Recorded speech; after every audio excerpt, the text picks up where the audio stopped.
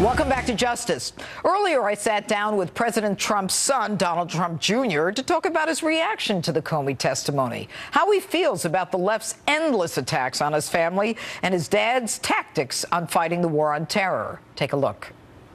Donald, thanks so much for being with us.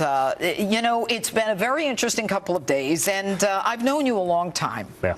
You've abided by that pledge that you took, where after the inauguration, you were going to focus on the business, you weren't going to get involved in Washington, and now it seems things have changed. Why? Well, I don't think things have changed. I always said I was never getting involved with the administration. Right. But I'm a politically minded guy. I always have been. I was way before we ever got into politics or my father got into politics. But, you know, when I see what's going on right now, when I see what went on for 10 months with the Russia nonsense and the smear, and then we see what happens on Thursday, it's like, give me a break. I mean, they're literally spent 10 months chasing a rabbit down a hole with essentially the sole purpose to try to take down my father. We were vindicated. I mean, totally. Why do you say you were vindicated? Well, listen, I think it's clear that, you know, everything that went on in the Comey testimony was basically ridiculous. They're saying, hey, he never asked me to stop a Russia investigation. When I hear the Flynn comments, you and I both know my father a long time. Well, when he tells you to do something, yes, guess what? There's no ambiguity in it. There's no, hey, I'm hoping. You and I are friends. Hey, I hope this happens, but you got to do your job. That's what he told Comey. And for this guy, as a politician, to then go back and write a memo, oh, he felt so threatened, but he didn't do anything. Especially when we found out that there is no collusion. But weren't and by you the way, angry when Comey said... Marco Rubio hit it best. Yep. Honestly, he said, of all the things that were leaked, the only thing that wasn't leaked was that Trump was never under investigation because there's nothing there. Right. How come that's not leaked? Mm-hmm. Huh? Let's talk about the leak. It's pretty scary when you think about it. The only thing that's out there basically totally vindicating Trump from a 10-month witch hunt, that never makes it anywhere. I mean, I think his divisiveness, the way he handled things, everything that leads up to this that we've seen over the last few months, and now what we know about how he handled the Loretta Lynch thing, explains perfectly why he should totally be fired. Did he lie under oath when he said... Well, the dates seem very confusing to me. Based on what I saw in the New York Times and based on his claim that it was because of a tweet from my father the day after... That can't be the reason if it's based on a tweet when the New York Times had it. Listen, he's a very sophisticated political player, and he's playing the game, but I think he even got caught up in his own nonsense in this one.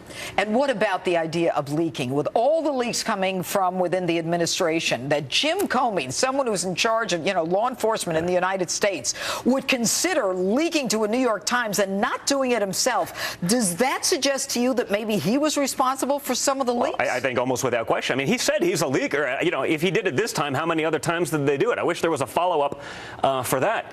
Maybe some of the senators up there aren't as quick-witted as they should be.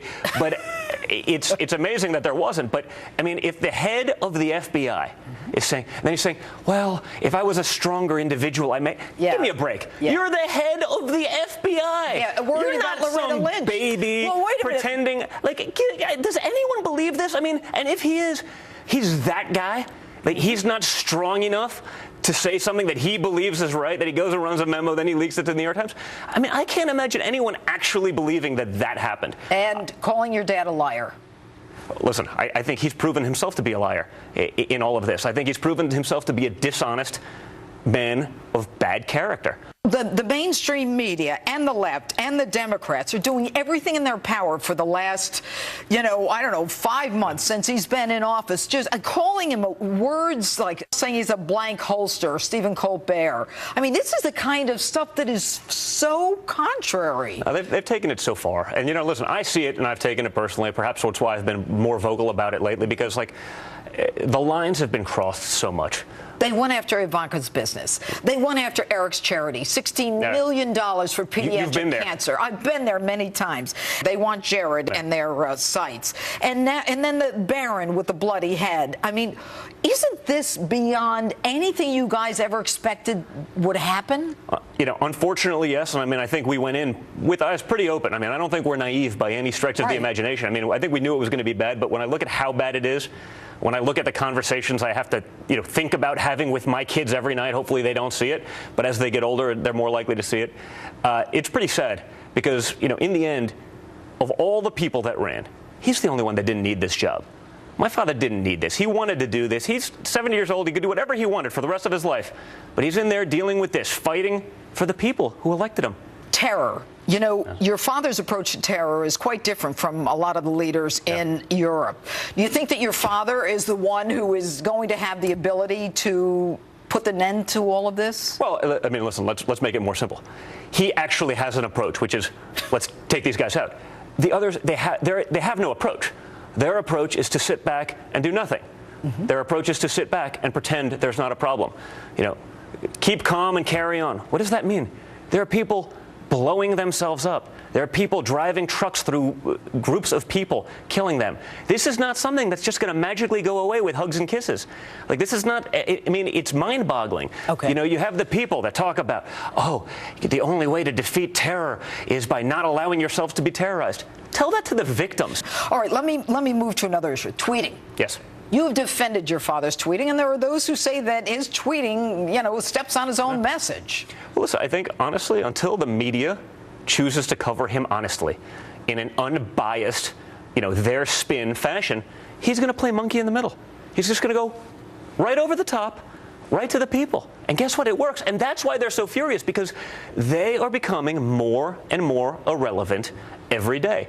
You can't get honesty. There's virtually no trust in the mainstream media these days. And so people are going to alternative sources. And if you go right to the source, as you would in anything else, you're going to get what he's actually thinking. You have your father's energy. You have his smarts. You clearly can get very animated. You going to run for office? No plans anytime soon. No plans, but could you see yourself someday saying, this is so bad, it's time to get in there myself? Listen, it affected him that way. And you say, you know what? If I can go in there and, you know, knock some heads around because I'll actually take on something instead of hide from it, much like we're talking about with the politicians as it relates to terror these days, you know what? Maybe you got to do it, but no time soon. Donald Trump Jr., thanks so much for being with us. Thank you. Still ahead, street justice. But first, a lot of breaking news to cover tonight with my political panel. They're up next. Stay right there.